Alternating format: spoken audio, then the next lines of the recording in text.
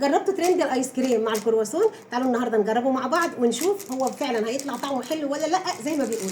جبت الكرواسون وجبت كمان الايس كريم. تعالوا بقى نحط الايس كريم جوه الكرواسون. هنبدا كده نفتح الكرواسون بتاعنا الاول بالشكل ده. هبدا كده كمان اقطع الكرواسون بتاعي من هنا. هنسيب دي كده على جنب دلوقتي، ونبدا كده نفضي الكرواسون بالشكل ده من جوه. شايفين؟ هفرغه كده بالشكل ده. بصوا كده خلاص فضيت بقى الكرواسون بتاعي من جوه بالشكل ده.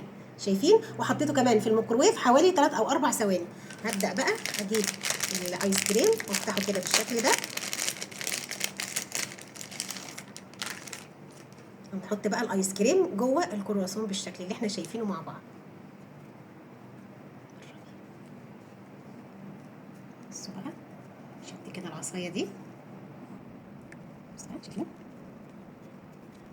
بسم الله.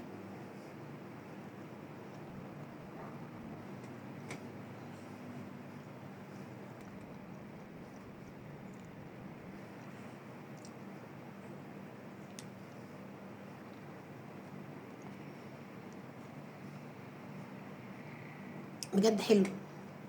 طعم الكرواسون كده مع كمان طعم الشوكولاته حلو قوي. بجد يستاهل التجربه، جربوه ان شاء الله هيعجبكم. شايفين؟ بصوا الايس كريم سايح ازاي، بجد حلو قوي.